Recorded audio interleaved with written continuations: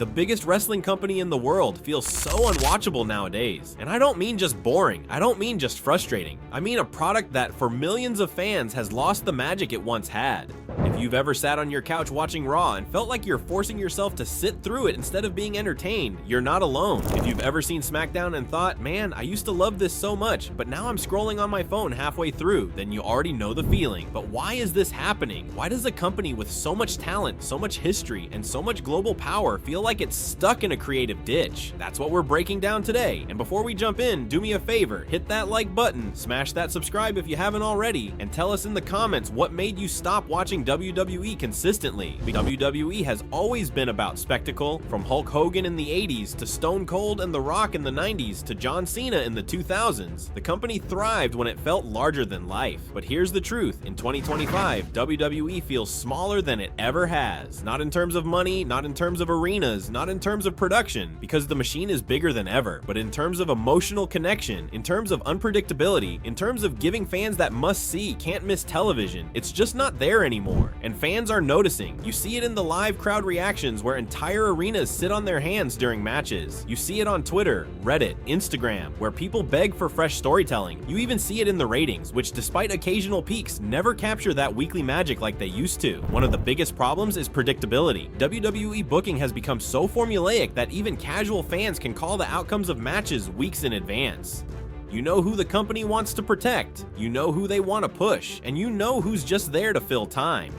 When Cody Rhodes is in a match with a mid-carder, you know he's winning. When Roman Reigns wrestles on a pay-per-view, you know interference is coming. When John Cena comes back for a special appearance, you know exactly how the segment will go. That predictability kills suspense. Wrestling thrives on surprises, on shocking moments, on that feeling that anything can happen. Think back to when Brock Lesnar ended The Undertaker's streak. Nobody saw it coming. The arena went silent. That's magic. But nowadays, when was the last time WWE gave us something truly unpredictable? Fans crave that kind of shock, but instead, we get safe, corporate booking that plays everything down the middle. And then there's the promos. Remember when wrestlers felt real? When The Rock could talk for 20 minutes and have the whole arena hanging on his every word?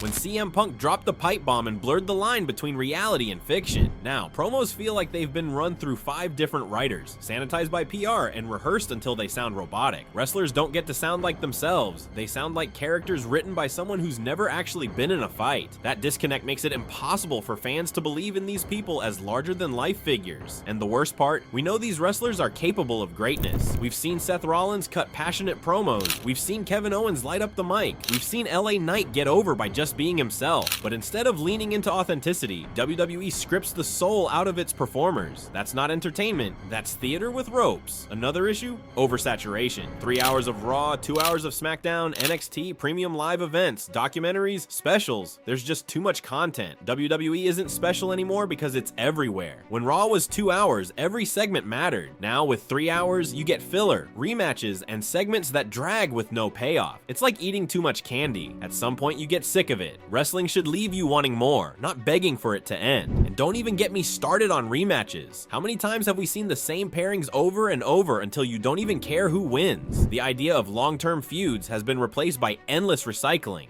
And this brings me to long-term storytelling, or rather, the lack of it. WWE books like it's playing checkers, not chess. Angles start, get dropped, or change direction midstream with no explanation. Remember Retribution, built up as this massive invading force, and within months, they were jobbing to everyone. Remember Bray Wyatt's Fiend? One of the most unique characters in decades, but constantly undermined by nonsensical finishes and no real payoff. Fans invest in stories when there's consistency, when every week builds towards something bigger. WWE used to do that. Think about the slow build to Daniel Bryan's WrestleMania 30 moment. That story unfolded for months and fans stayed hooked. Now, most stories feel like they're made up week to week. It's insulting to fans who want to believe that what they're watching actually matters in the long run. And speaking of insulting, let's talk about the way WWE treats its talent. This company has one of the deepest rosters in wrestling history. You've got world-class athletes, indie darlings, international stars, and charismatic personalities. But how often do they get used properly? NXT talents come up to the main roster with all the momentum in the world, only to get repackaged into forgettable gimmicks or shoved down the card. Shinsuke Nakamura was once one of the most electrifying wrestlers on the planet. On WWE's main roster, he became an afterthought. Ricochet is one of the best high flyers of all time. WWE treats him like a mid-card filler act. The company is sitting on gold mines and still finds a way to bury them under mountains of bland booking. And what happens when fans rally behind someone organically, like Kofi Kingston in 2019 or Sami Zayn during the Bloodline story? 9 times out of 10, WWE eventually cools them off to get back to their plan. It creates this constant disconnect between what fans want and what WWE delivers. Another layer to why WWE feels so unwatchable is the over-reliance on part-timers. Don't get me wrong, legends are great for nostalgia pops, and seeing guys like The Rock or John Cena can still bring goosebumps. But when those guys overshadow the full-time roster, it sends the message that the present isn't good enough.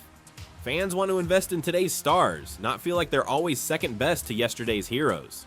How many times have we seen Brock Lesnar parachute in, destroy the roster, disappear for months, and then come back to repeat the cycle? It's fun for a moment, but it kills the credibility of the people who are there week after week. WWE needs to build for the future, but instead, it keeps clinging to the past. And let's be real, the PG era has stripped away a lot of what made wrestling feel raw and edgy. I'm not saying WWE needs to go back to the blood and chair shots of the Attitude Era, but when the product feels so sanitized that it's basically a live-action cartoon, it's hard for adult fans to take it seriously. Wrestling is supposed to feel dangerous, rebellious, unpredictable. WWE feels like it's made to sell toys first and entertain second, and fans feel that. When you compare WWE's product to AEW, NJPW, or even independent promotions, you see more freedom, more authenticity, and more risks being taken. WWE, for all its resources, feels like it's playing not to lose instead of playing to win. Crowd reactions tell the story better than anything else. When a star is truly over, the arena shakes. When fans don't care, the silence is deafening. Think about the difference between the ovation Cody Rhodes gets and the polite applause someone like Austin Theory gets. Fans want to feel something. They want to scream, they want to boo, they want to chant, but too often, WWE gives them nothing to react to. Even social media discourse shows the same thing. People debate, argue, meme, and criticize, but how often do you see fans genuinely excited for Raw every Monday? It's rare, and that's a problem. Now, I know some people will say, if you don't like it, don't watch. But here's the thing, wrestling fans want WWE to succeed. We want the product to be good, because when WWE thrives, wrestling as a whole thrives. That's why people care enough to criticize. That's why there are debates online. That's why channels like this exist. We're passionate about wrestling, and we want the biggest company in the world to live up to its potential. And that's where you come in. Let us know in the comments what you think WWE's biggest issue is right now. Is it creative? Is it the corporate mindset? Is it the overexposure? We want to hear from you.